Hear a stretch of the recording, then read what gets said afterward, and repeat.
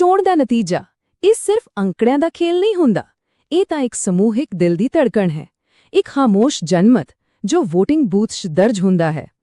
ਅੱਜ ਅਸੀਂ ਇੱਕੋ ਚੋਣ ਨਤੀਜੇ ਦੀ ਤਹਿ ਤੱਕ ਜਾਵਾਂਗੇ, ਉਸ ਦਾ ਫੋਰੈਂਸਿਕ ਵਿਸ਼ਲੇਸ਼ਣ ਕਰਾਂਗੇ ਤਾਂ ਜੋ ਇਹ ਸਮਝ ਸਕੀਏ ਕਿ ਸ਼ਾਸਨ ਅਤੇ ਲੋਕਾਂ ਦੀ ਅਸਲ ਇੱਛਾ ਬਾਰੇ ਇਸ ਤੋਂ ਕਿਹੜੇ ਡੂੰਘੇ ਸੱਚ ਸਾਹਮਣੇ ਆਉਂਦੇ ਨੇ। ਸਾਡੀ ਕਹਾਣੀ ਸ਼ੁਰੂ ਹੁੰਦੀ ਹੈ ਧੂਰੀ ਦੀ ਧਰਤੀ ਤੋਂ, ਪੰਜਾਬ ਦੇ ਦਿਲ ਵਿੱਚ। ਪਰ ਸਵਾਲ ਇਹ ਹੈ ਕਿ ਪੰਜਾਬ ਦਾ ਇੱਕ ਛੋਟਾ ਜਿਹਾ ਹਲਕਾ ਪੂਰੇ ਦੇਸ਼ ਦੀ ਦਿਸ਼ਾ ਬਾਰੇ ਕੀ ਦੱਸ ਸਕਦਾ ਹੈ? ਦੇਖੋ, ਅਕਸਰ ਵੱਡੇ ਰਾਸ਼ਟਰੀ ਰੁਝਾਨਾਂ ਦੀ ਝਲਕ ਸਾਨੂੰ ਇਨ੍ਹਾਂ ਸਥਾਨਕ ਕਹਾਣੀਆਂ ਵਿੱਚ ਹੀ ਮਿਲਦੀ ਹੈ। ਇੱਥੋਂ ਦੀ ਮਿੱਟੀ, ਇੱਥੋਂ ਦੇ ਲੋਕ ਇਹ ਇੱਕ ਬਹੁਤ ਵੱਡੀ ਤਸਵੀਰ ਬਿਆਨ ਕਰਦੇ ਨੇ ਜਿਸ ਨੂੰ ਸਮਝਣਾ ਜ਼ਰੂਰੀ ਹੈ। ਤੇ ਹੁਣ ਆਉਂਦੇ ਹਾਂ ਇਸ ਪੂਰੀ ਪੜਚੋਲ ਦੇ ਸਭ ਤੋਂ ਵੱਡੇ ਸਵਾਲ ਤੇ।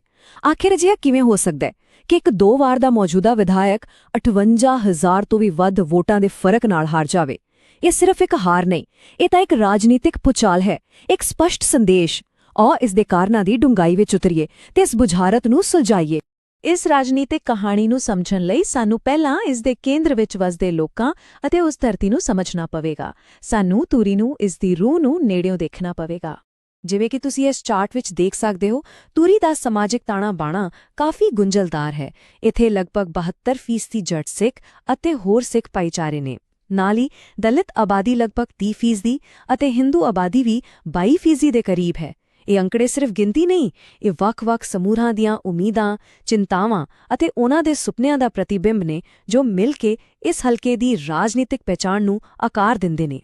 ਚਲੋ ਫਿਰ ਹੁਣ 2022 ਦੇ ਉਹਨਾਂ ਹੈਰਾਨ ਕਰਨ ਵਾਲੇ ਚੋਣ ਨਤੀਜਿਆਂ ਦੇ ਅੰਕੜਿਆਂ ਤੇ ਇੱਕ ਡੂੰਘੀ ਨਜ਼ਰ ਮਾਰੀਏ ਅਤੇ ਇਸ ਫੋਰੈਂਸਿਕ ਵਿਸ਼ਲੇਸ਼ਣ ਨੂੰ ਸਹੀ ਮਾਇਨਿਆਂ ਵਿੱਚ ਸ਼ੁਰੂ ਕਰੀਏ।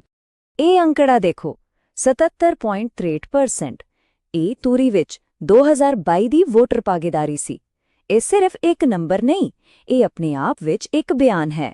ਇਹ ਦੱਸਦਾ ਹੈ ਕਿ ਵੋਟਰ ਜਾਗ ਰਹੇ ਸਨ, ਉਹ ਜੁੜੇ ਹੋਏ ਸਨ ਅਤੇ ਉਹ ਬਦਲਾਅ ਲਈ ਪੂਰੀ ਤਰ੍ਹਾਂ ਤਿਆਰ ਸਨ। ਇੰਨੀ ਵੱਡੀ ਗਿਣਤੀ 'ਚ ਲੋਕਾਂ ਦਾ ਵੋਟ ਪਾਉਣ ਲਈ ਨਿਕਲਣਾ ਹਮੇਸ਼ਾ ਇੱਕ ਵੱਡੇ ਬਦਲਾਅ ਦਾ ਸੰਕੇਤ ਹੁੰਦਾ ਹੈ। ਅਤੇ ਉਹਨਾਂ ਨੇ ਆਪਣੀ ਆਵਾਜ਼ ਨਾਲ ਕੀ ਕਿਹਾ?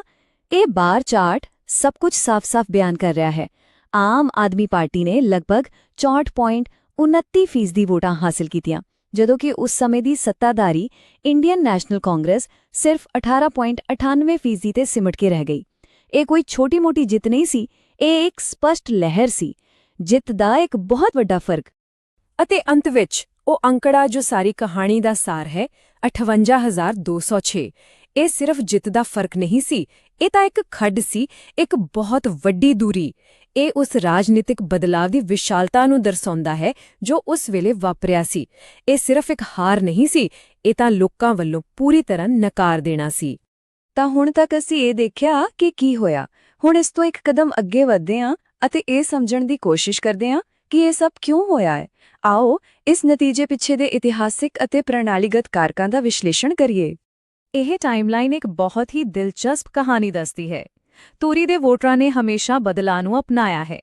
1997 ਵਿੱਚ ਆਜ਼ਾਦ ਉਮੀਦਵਾਰ ਤੋਂ ਲੈ ਕੇ ਕਾਂਗਰਸ, ਫਿਰ ਅਕਾਲੀ ਦਲ, ਫਿਰ ਕਾਂਗਰਸ ਅਤੇ ਹੁਣ ਆਪ ਤੱਕ ਇੱਥੋਂ ਦੇ ਵੋਟਰਾਂ ਨੇ ਵਾਰ-ਵਾਰ ਸਥਾਪਿਤ ਪ੍ਰਣਾਲੀ ਦੇ ਖਿਲਾਫ ਵੋਟ ਪਾਈ ਹੈ। ਇਸ ਲਈ ਭਾਵੇਂ 2022 ਦੇ ਨਤੀਜੇ ਦਾ ਪੈਮਾਨਾ ਹੈਰਾਨੀਜਨਕ ਸੀ, ਪਰ ਬਦਲਾਅ ਆਪਣੇ ਆਪ ਵਿੱਚ ਕੋਈ ਨਵੀਂ ਗੱਲ ਨਹੀਂ ਸੀ। ਇਹ ਹਲਕਾ ਆਪਣੇ ਆਗੂਆਂ ਨੂੰ ਹਮੇਸ਼ਾ ਚੌਕਸ ਰੱਖਣ ਦਾ ਇਤਿਹਾਸ ਰੱਖਦਾ ਹੈ। ਆਓ ਹੁਣ ਸਿੱਧੀ ਤੁਲਨਾ ਕਰੀਏ।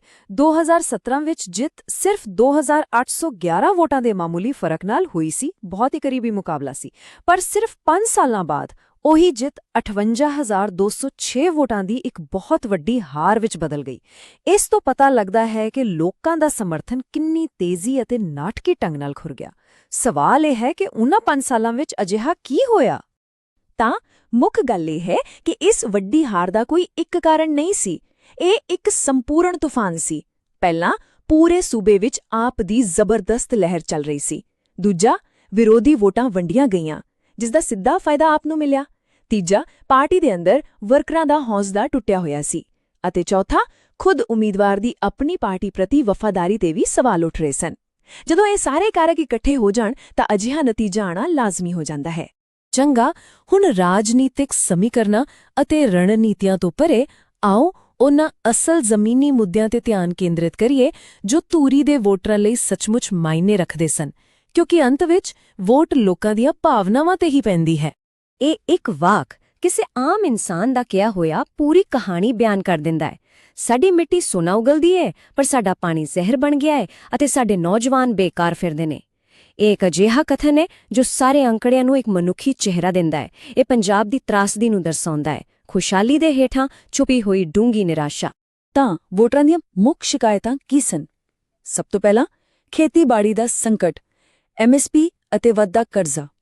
ਫਿਰ ਸਿਹਤ ਸੰਭਾਲ ਦਾ ਸੰਕਟ, ਖਾਸ ਕਰਕੇ ਕੈਂਸਰ ਬੈਲਟ ਦੀ ਚਿੰਤਾ ਜੋ ਹਰ ਘਰ ਨੂੰ ਸਤਾ ਰਹੀ ਹੈ। ਨੌਜਵਾਨਾਂ ਵਿੱਚ ਉੱਚ ਬੇਰੋਜ਼ਗਾਰੀ ਜੋ ਲਗਭਗ 6.1% ਹੈ। ਨਸ਼ਿਆਂ ਦੀ ਮਹਾਮਾਰੀ ਜੋ ਪੀੜ੍ਹੀਆਂ ਨੂੰ ਤਬਾਹ ਕਰ ਰਹੀ ਹੈ।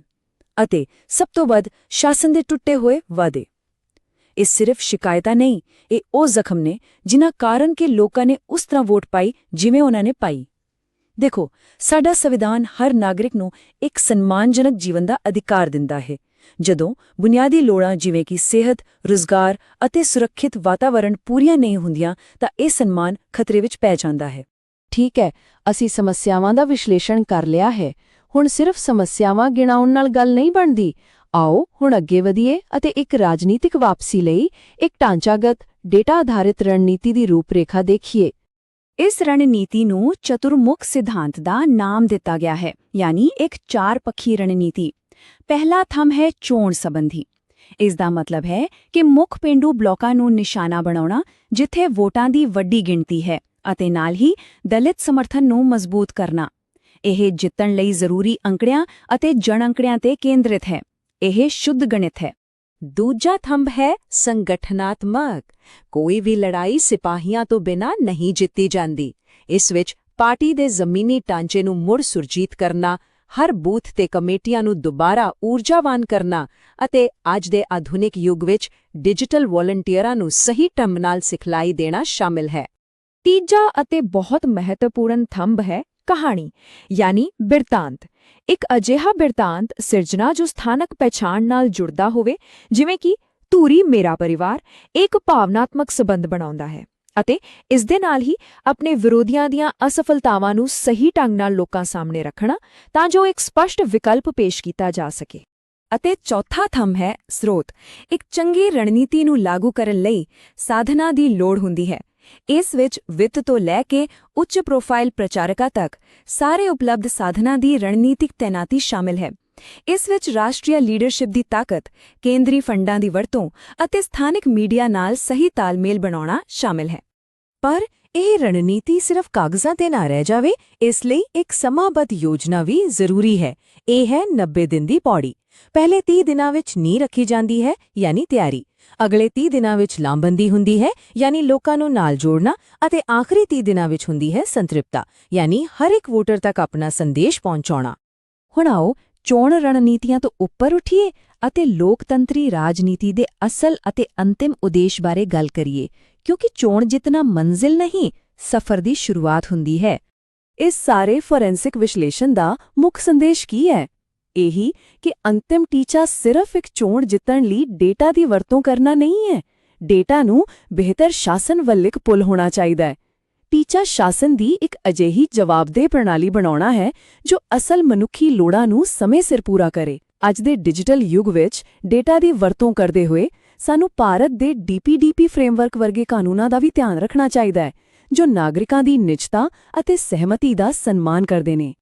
ਅਤੇ ਇਹ ਪੂਰਾ ਵਿਸ਼ਲੇਸ਼ਣ ਸਾਡੇ ਸਾਹਮਣੇ ਇੱਕ ਬਹੁਤ ਹੀ ਅਹਿਮ ਸਵਾਲ ਛੱਡ ਜਾਂਦਾ ਹੈ ਕਿ ਇੱਕ ਡੇਟਾ ਆਧਾਰਿਤ ਬਲੂਪ੍ਰਿੰਟ, ਇੱਕ ਯੋਜਨਾ ਸੱਚਮੁੱਚ ਰਾਜਨੀਤੀ ਨੂੰ ਜ਼ਮੀਨ ਨਾਲ, ਲੋਕਾਂ ਦੀਆਂ ਅਸਲ ਜ਼ਰੂਰਤਾਂ ਨਾਲ ਦੁਬਾਰਾ ਜੋੜ ਸਕਦੀ ਹੈ, ਜਾਂ ਕਿ ਇਹ ਸਿਰਫ ਸੱਤਾ ਹਾਸਿਲ ਕਰਨ ਦਾ ਇੱਕ ਹੋਰ ਤਰੀਕਾ ਬਣ ਕੇ ਰਹਿ ਜਾਵੇਗਾ। ਇਹ ਇੱਕ ਅਜਿਹਾ ਸਵਾਲ ਹੈ ਜਿਸ ਤੇ ਸਾਨੂੰ ਸਾਰਿਆਂ ਨੂੰ ਗੰਭੀਰਤਾ ਨਾਲ ਵਿਚਾਰ ਕਰਨਾ ਚਾਹੀਦਾ ਹੈ।